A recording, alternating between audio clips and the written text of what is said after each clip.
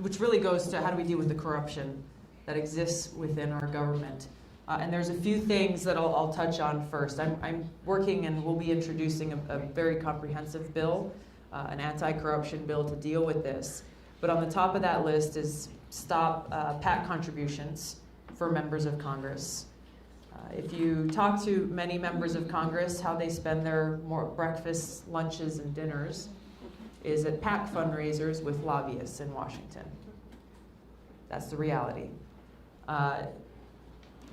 I don't take any PAC contributions, and so I don't spend my meals having dinners and lunches with lobbyists as a result. Number two is we've got to close the revolving door in Washington. I don't think members of Congress should be allowed to serve for any number of years, leave Congress, and then the very next day go and sign $1 million or multi-million-dollar lobbying contract with a special interest group. That's not what this is about. So we need to stop that from happening, make it so that we close that revolving door. And we also do so for senior level employees within our government. Because right now what we see, two examples on Wall Street and in the defense industry, is you can have senior level employees, for example, in defense, as contractors or those who are wearing the uniform who are responsible for writing massive multi-million or multi-billion-dollar contracts. Write up the contract, retire from service, and then get hired by the defense contractor that they just wrote that contract for. We see the same thing in Wall Street, where you have people going from Wall Street into SEC regulating positions, being there for a while, and then going back in and working for the big Wall Street banks that they were supposedly just regulating. We see that with the FCC, with Ajit Pai, the chair of the FCC right now. He was a senior legal counsel for Verizon. Got paid a heck of a lot of money in that job, I'm sure. Left it, took this government job, and what's the first thing he did? Repealed net neutrality. Who does that benefit? Does it benefit us? Those of you here who are posting, you've got online blogs, you've got online content, things that you're putting out there, and now we're dealing with these big corporate content producers and these big corporate internet service providers being able to squelch or squash content and enhance the speeds of others.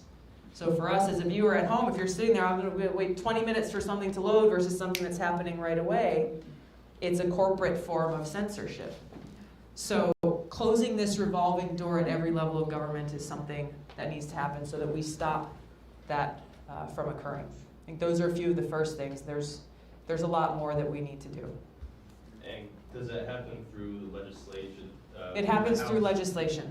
It happens through legislation. It would need to be strong enough to go through that powerful lobby at the same time. Yes, it would. But this is exactly what I'm talking about. Us. We are the most powerful lobby. We are the most powerful lobby. Thank you.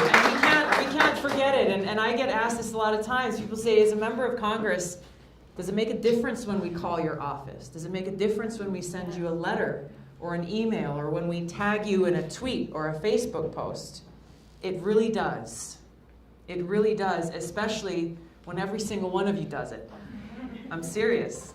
I've seen on some issues, specifically related to civil liberties and privacy, where we would get up one morning and there's a bill that's going to be on the floor and it's expected to pass with overwhelming votes. And between the morning and the afternoon when the vote was actually cast, Twitter started blowing up, Facebook blowing up, phone calls happening, and the bill ended up failing just because of that. Just because there were enough people in our districts and in the country who were saying, hold on a second, this is not good for us. So don't underestimate the power of your own voice.